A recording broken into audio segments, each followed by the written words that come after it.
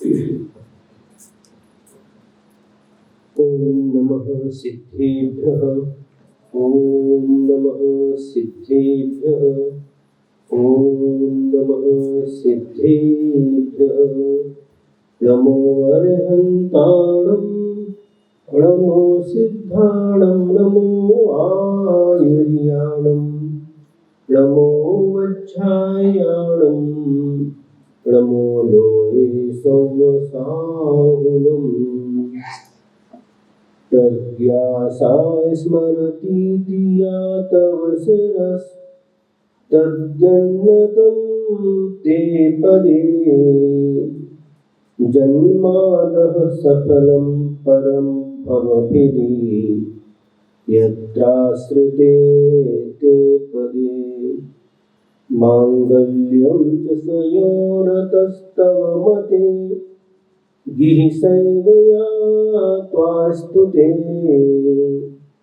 ते ज्ञाये प्रणता जनाः क्रमयुगे देवाधिदेवस्य ते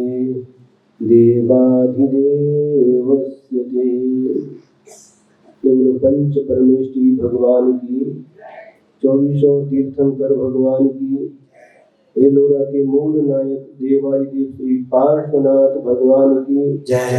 चारित्र चक्रवर्ती आचार्य श्री शांति सागर जी महाराज की जय। गुरु नाम गुरु आचार्य श्री ज्ञान सागर जी महाराज की जय। परम पूज्य आचार्य गुरुवर श्री विद्यासागर जी महाराज की जय। आचार्य श्री समय सागर जी महाराज की जय। निरापक श्री नियम सागर जी महाराज की जय। अरहत भक्ति भावना की जय। बोले परम पूज्य श्री अभिनंदन सागर जी महाराज की जय।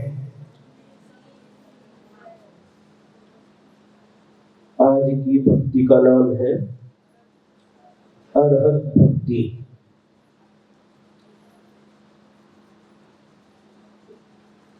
अरहत यानी अरिहंत भगवान में भक्ति। भक्ति का मतलब होता है गुणों में अनुराग होना।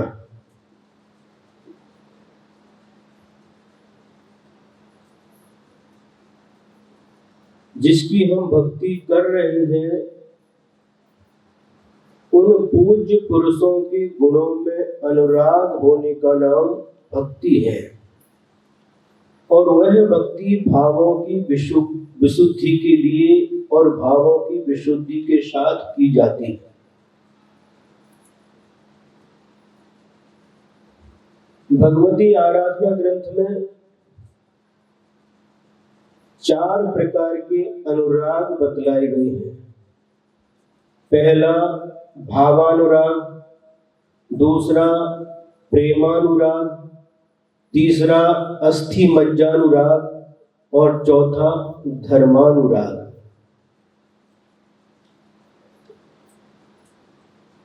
तो जो चौथा धर्मानुराग है, धर्म के प्रति जिसके अंदर अनुराग है वह धर्मात्मा अरहत भक्ति में लीन होता है। अरिहंत भगवान के गुणों की उपासना करता है, आराधना करता है।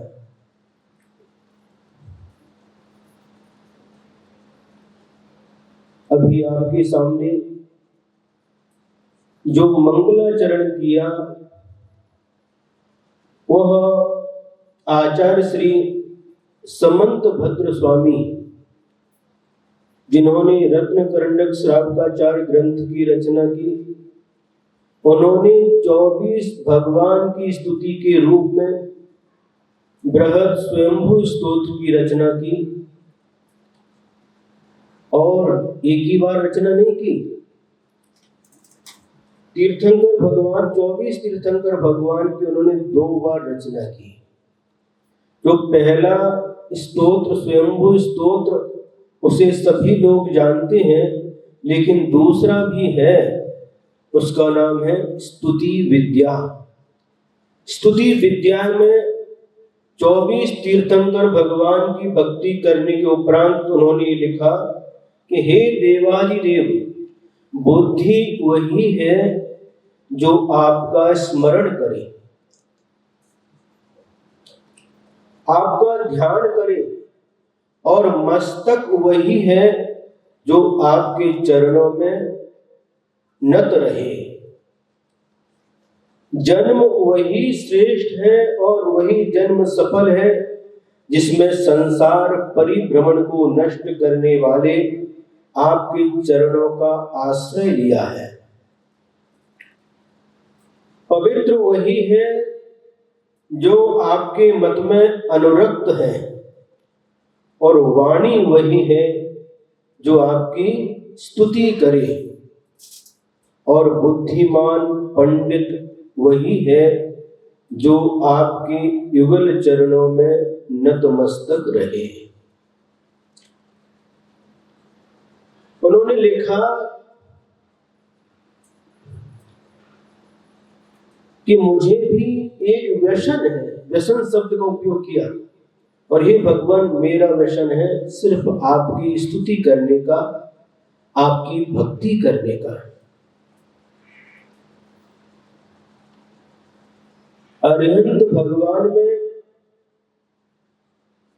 और उनके गुणों में जो अनुराग होता है, गुणों में अनुराग हुए बिना हम भक्ति नहीं कर सकते। जब तक जिनकी हम भक्ति कर रहे हैं उनके गुणों में अनुराग नहीं होगा, तब तक हम भक्ति नहीं कर सकते। इसलिए पूज्य पुरुषों की जब हम भक्ति करते हैं तो उनके गुणों की तरफ हमारी दृष्टि रहती है।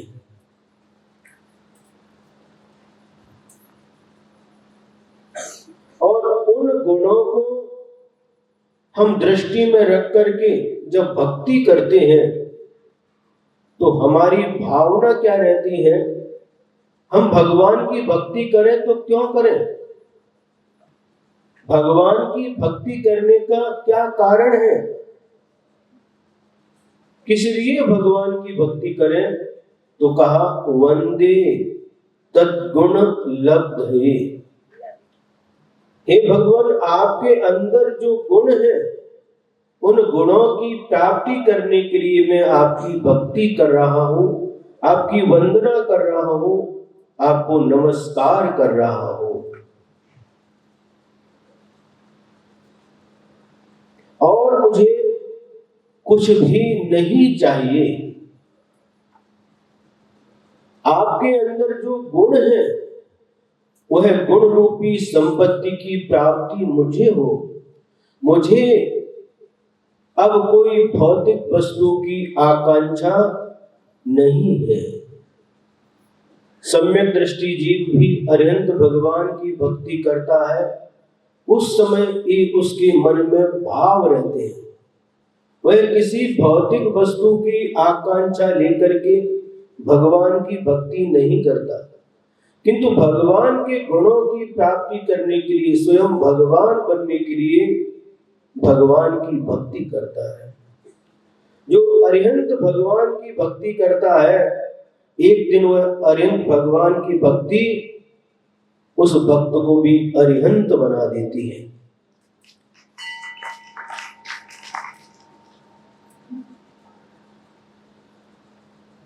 तो सम्यक दृष्टि जीव जो तीर्थंकर प्रकृति का बंध करता है, उसमें इस अरहत भक्ति के माध्यम से भी तीर्थंकर प्रकृति का बंध होता है।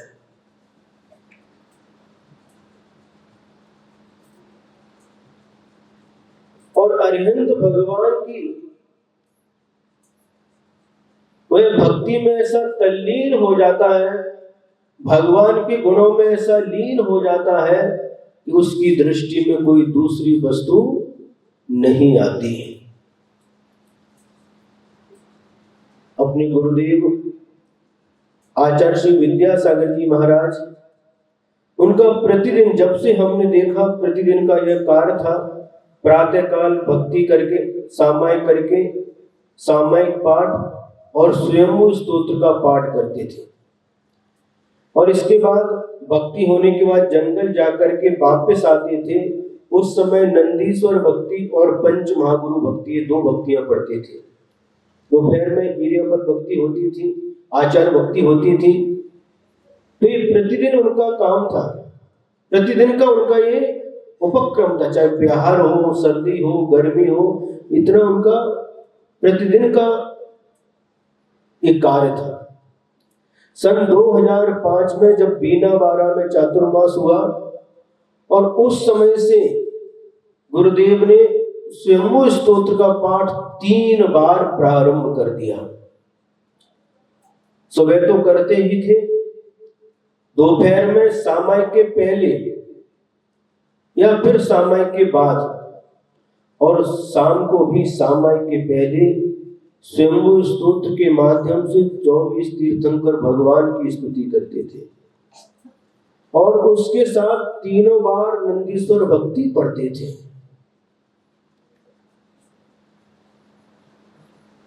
सोचिए, आप लोग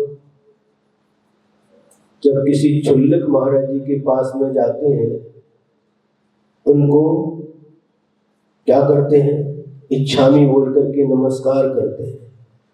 वह चुल्लक जी मुनि महाराज के पास आकर के नमोस्तु बोल करके नमस्कार करते हैं, और मुनि महाराज आचार्य परमेष्ठी के चरणों में जाकर के नमोस्तु बोलते हैं। तो मतलब क्या निकला? चुल्लक की अपेक्षा मुनि श्रेष्ठ है, मुनि की अपेक्षा आचार्य परमेष्ठी श्रेष्ठ है। ऐसे अपने आचार्य श्री भी 1 बार नहीं, 2 बार नहीं, 3 बार भगवान की प्रतिमा के सामने जाकर के भक्ति करते थे, देव वंदना करते थे। प्रातः काल भी जाते थे, आहार को उठने के पहले और शाम को भक्ति के पहले 3 बार जिनेंद्र भगवान की भक्ति करते थे। तो मतलब आचार्य परमेष्ठी से भी अरिहंत परमेष्ठी श्रेष्ठ होते हैं। इतने महान आचार्य जिनके दर्शन करने के लिए आप लोग तरसते हैं, कहां से हजारों किलोमीटर, हजारों कोस जाकर के गुरु का दर्शन करते हैं। ऐसे गुरु महाराज भी प्रतिदिन 3 बार उन जिनेंद्र भगवान की प्रतिमाओं के दर्शन करते हैं। तो भगवान की प्रतिमा की स्थापना निक्षेप की अपेक्षा से यह तीर्थंकर भगवान, अरिहंत भगवान कितने श्रेष्ठ है। और आचार्य की एक और विशेषता हमने देखी, वह नंदी चैत्य भक्ति, पंचगुरु भक्ति पूर्वक भगवान की भक्ति करते थे, और तीनों टाइम प्रतिदिन भगवान की भक्ति करने के बाद जब बैठ करके नमोस्तु करते थे, और उस समय आचार्य के मुख से 4 पंक्तियां प्रस्फुटित होती थी हमेशा। तो 4 पंक्तियां समाधि भक्ति की है। आवाल्या जिन देव देव भवतः श्रीपादयो सेवया सेवा शब्द विनेय कल्पलतया कालोदया वदगता त्वां तस्या फलमर्थये तदधुना प्राणप्रयाण क्षणे त्वन्नाम प्रतिबद्ध वर्ण पठने कंठोस्तु कुंठो मम। ये प्रतिदिन बोलते थे। क्या है इसका अर्थ? हे भगवान, हे बीतरागी प्रभु, आवाल्या जिन देव देव होता श्री पादयो सेवया। मैंने जब से होश संभाला है, बचपन से लेकर के आज तक मैंने आपके चरणों की सेवा की है, आपके चरणों की भक्ति की है।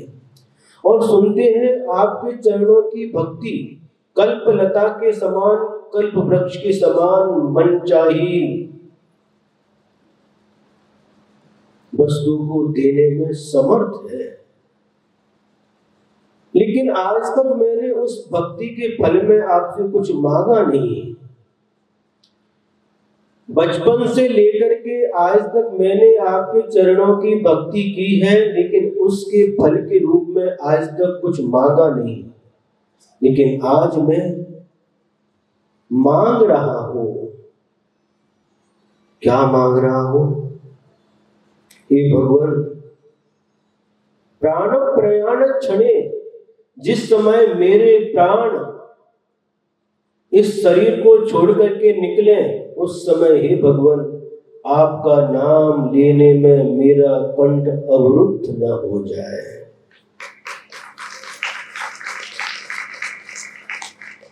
प्राण निकलते समय मेरी जिह्वा में इतनी शक्ति बनी रहे कि आपका नाम लेते लेते हमें यहां से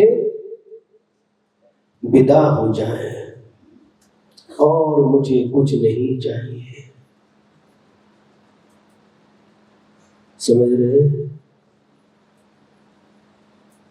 जीवन भर भगवान की भक्ति की और उसके फल में क्या मांग रहे हैं? हे भगवान, जब भी मेरा यहां से मरण हो तो आपका नाम लेते लेते, आपके नाम के स्मरण के साथ मैं यहां से जाऊं। आपका नाम लेने में मेरा यह कंठ अवरुद्ध न हो जाए। बस यही एक भावना है। जो लोग कुंडलपुर महोत्सव में गए थे और उस समय भी आचार्य जी ने इन 4 पंक्तियों को अवरुद्ध कंठ से कह रहे थे, अभी मेरा शरीर सक्षम नहीं रहा। और इन्हीं पंक्तियों को लेकर के दोनों आंखों में अश्रुधारा थी और इनका अर्थ यही भाव प्रकट कर रहे थे। मैंने जीवन भर तक जो आपकी भक्ति की है और उस भक्ति के माध्यम से जो कुछ भी पुण्य का उपार्जन हुआ है, हे भगवान, मुझे उससे कोई भी वास्ता नहीं है। मुझे उस पुण्य से कुछ भी वास्ता नहीं है। बस मैं यही चाहता हूं कि अंतिम क्षण नमोकार मंत्र और आपका नाम लेने में यह मेरा कंठ अवरुद्ध न हो जाए। देखिए, यह भावना कितनी पवित्र है। हम लोग भगवान के चरणों में जाते हैं और तरह तरह की आकांक्षा लेकर के, अभिलाषा लेकर के जाते हैं,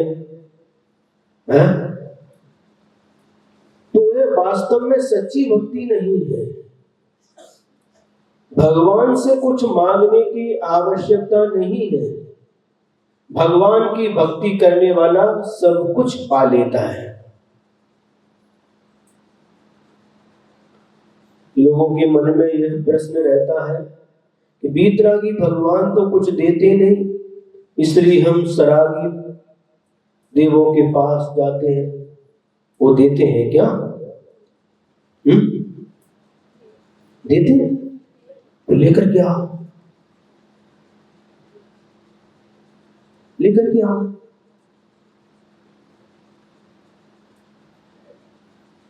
ये सब हमारा भ्रम है, हमारा अज्ञान है। कई जगह लोग जाकर के क्या करते हैं, नारियल बांध करके आते हैं, हरे कपड़े में, लाल कपड़े में। यहाँ पर जाने से मनोकामना पूर्ण हो जाती है।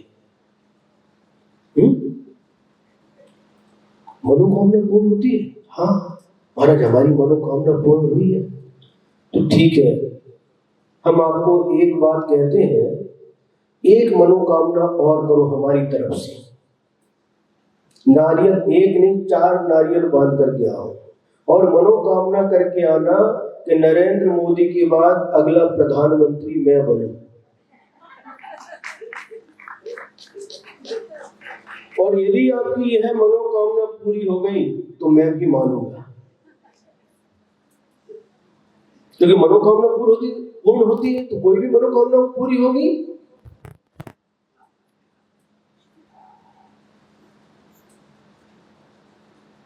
ये सब हमारा अज्ञान है। किसी के माध्यम से भी ये मनोकामना पूर्ण नहीं होती, अपने अपने कर्म के अनुसार अपने को मिलता है। सारा संसार और संसार का प्रत्येक प्राणी अपने अपने कर्मों का फल भोग रहा है। इसी प्रकार से जब एलोरा चातुर्मास के बाद 2015 का यहाँ पर चातुर्मास हुआ था और यहाँ से बिहार करके औरंगाबाद और औरंगाबाद से पूना गए थे।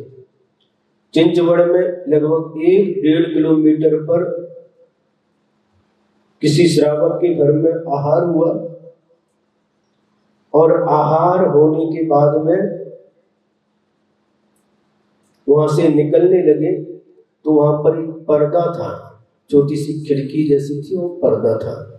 तो हमने पूछा यहाँ क्या है? एक महिला खड़ी हो गई ऐसा हाथ करके, महाराज कुछ नहीं, महाराज कुछ नहीं। उसकी तरफ पीठ की पर्दा की तरफ और हमारी तरफ, महाराज इधर कुछ नहीं। ठीक है ठीक है, महाराज थोड़ा बैठो। 5 मिनट बैठे। मैंने उठते समय उस जो पर्दा था उसको थोड़ा पीछे से, कुछ तो है, निषेध में आकर्षण रहता है। यदि कुछ नहीं है तो ऐसे हाथ फैला करके क्यों खड़ी हो गई? कुछ तो है। तो क्या था? जगली। कन्नड़ में जगली बोलते हैं और मराठी में देवघर। तो बहुत सारी चीजें जो रहती है महाराष्ट्र में सब वो था। और उसके साथ एक यंत्र था। उस यंत्र को हमने उठा करके पढ़ा तो उसमें लिखा था भरपूर धन संपत्ति देनारे यंत्र।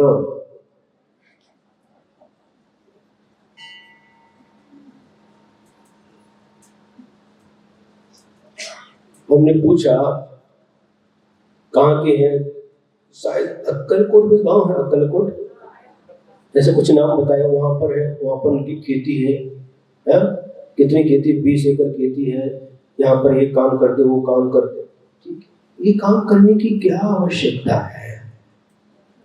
जब एक यंत्र रखा है आपके पास में जो भरपूर धन संपत्ति देने वाला है, फिर खेती करने की क्या आवश्यकता है? व्यापार करने की क्या आवश्यकता है? जॉब करने की क्या आवश्यकता है?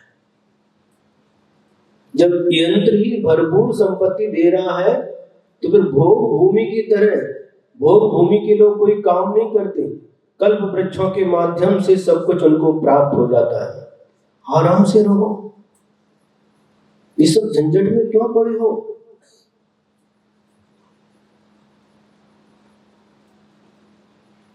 बात समझ में आ रही है? नहीं आ रही? आ रही है। तो ये अज्ञान के कारण से कितनी सारी जो हमारी मान्यताएं हैं जो विपरीत है, जिनका धर्म के साथ कोई संबंध नहीं है, ऐसी मान्यताओं को लेकर के हम जीवन जीते रहते हैं। और यही अज्ञान हमें संसार में भटकाता रहता है।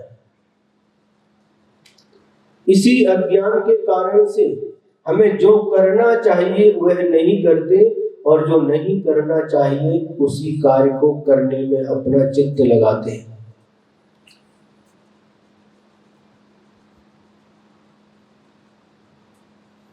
लेकिन जो अरिहंत भगवान का भक्त होता है और वो सच्चे देव हैं, सच्चे देव का जो सच्चा भक्त होता है वह कभी भी गाफिल नहीं होता, भगवान से कुछ मांगता नहीं है, क्योंकि उसकी दृष्टि भगवान के गुणों की ओर रहती है। भगवान के गुणों में ऐसा लीन होता है कि उसकी दृष्टि में और कुछ नहीं आता भगवान के गुण को छोड़ करके। और भगवान के गुणों को प्राप्त करने के लिए ही वह भगवान की भक्ति करता है, भगवान के गुणों में अनुराग करता है, भगवान की सेवा करता है। सेवा का मतलब हाथ पैर दबाना नहीं।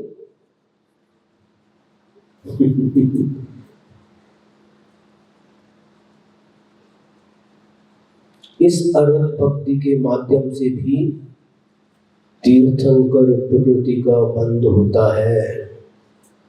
देखिए, भक्ति ही नहीं है, भक्ति उपादेय है। और तीर्थंकर प्रकृति का बंध कहां पर होता है? चौथे गुण स्थान से लेकर के 8वें गुण स्थान के 6ठे भाग तक तीर्थंकर प्रकृति का बंध होता है।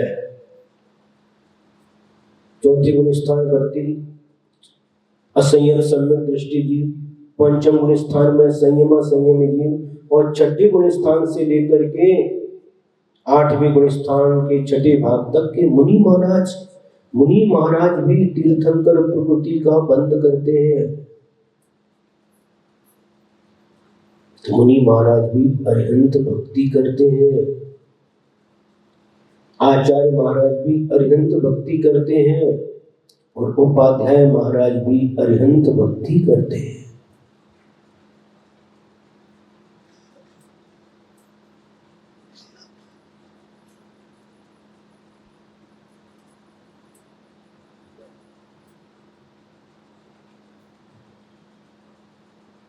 आप लोगों का और हम लोगों का ये परम सौभाग्य है। ऐसे कुल में हम लोगों का जन्म हुआ है जहां पर वीतरागी अरिहंत भगवान की आराधना की जाती है। वीतरागी अरिहंत भगवान की उपासना की जाती है। ऐसे कुल में हमारा जन्म हुआ है, लेकिन फिर भी संगति के कारण से या अन्य कारण से जो लोग भटक चुके हैं, वीतरागी भगवान को छोड़ करके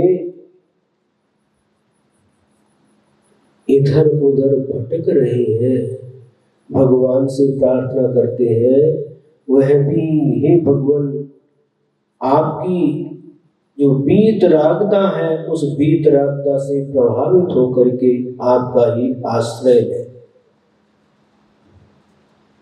आप लोग पूजन करते हैं और उसके पहले विनय पाठ बोलते हैं। विनय पाठ में पंक्ति आती है, राग सहित जग में रुलियो, मिले सरागी देव, बीत राग फेंट्यो अबे, बैठो राग कुटे।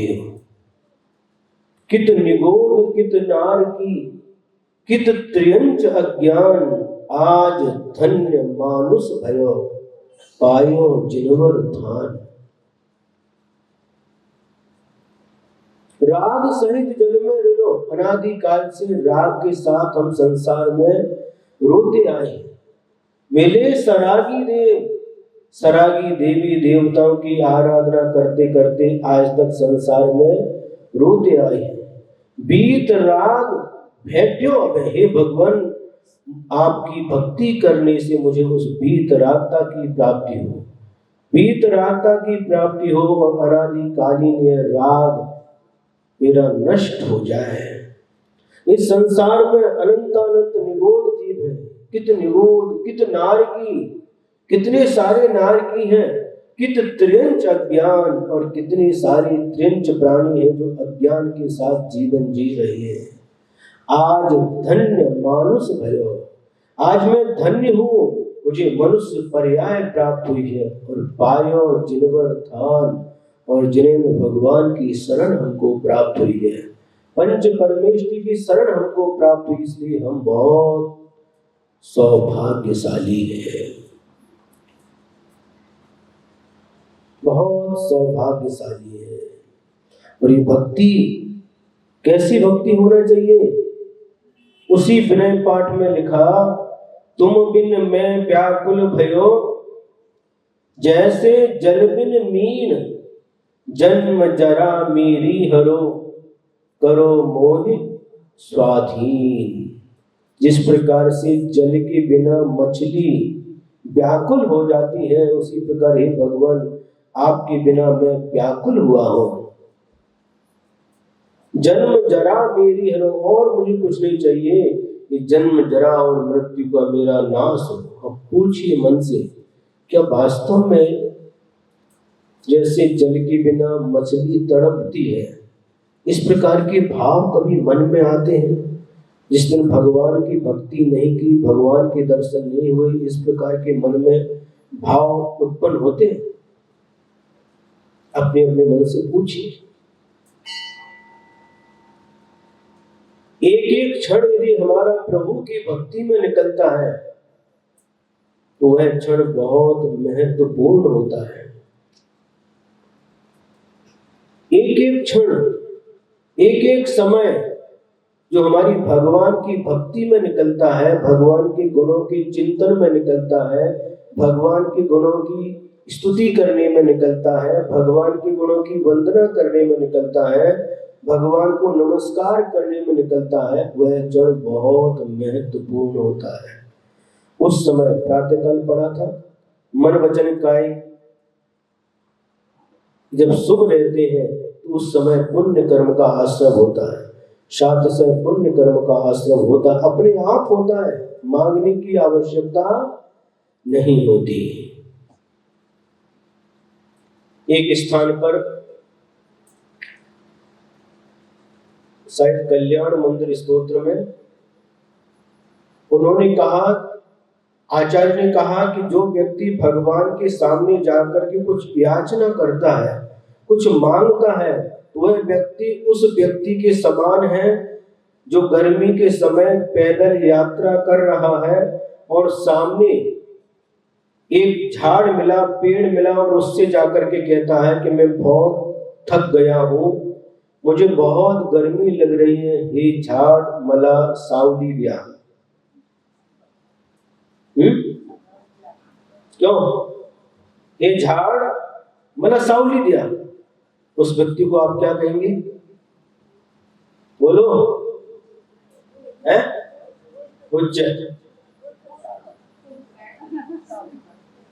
कन्नड़ में हुच्च बोलते हैं, पागल, हेड़ा। कैसा पागल है?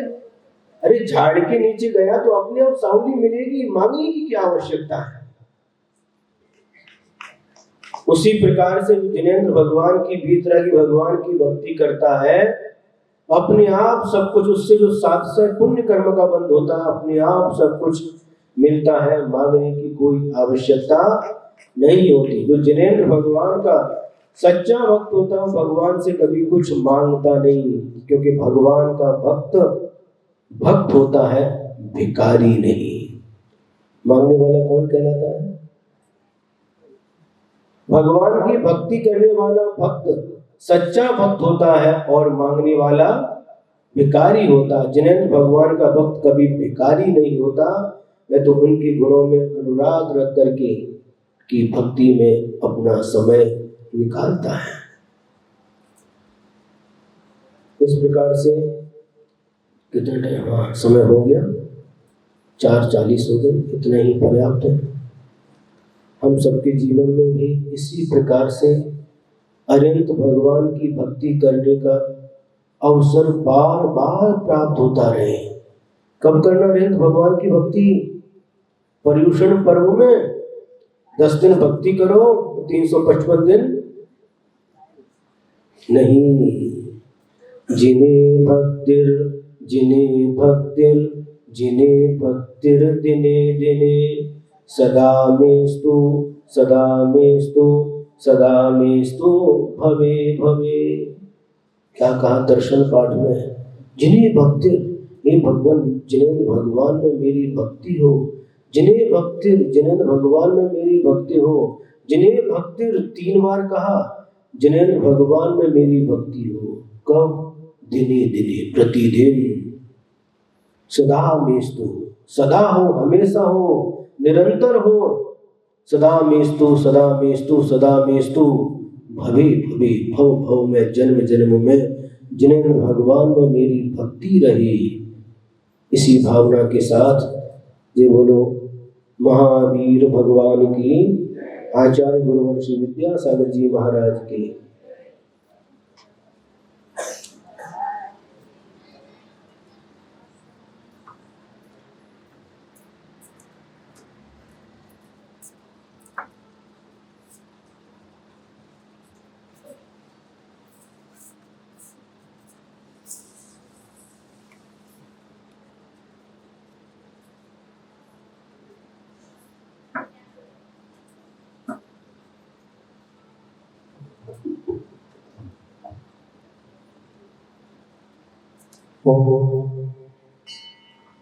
मंचासी विराजमान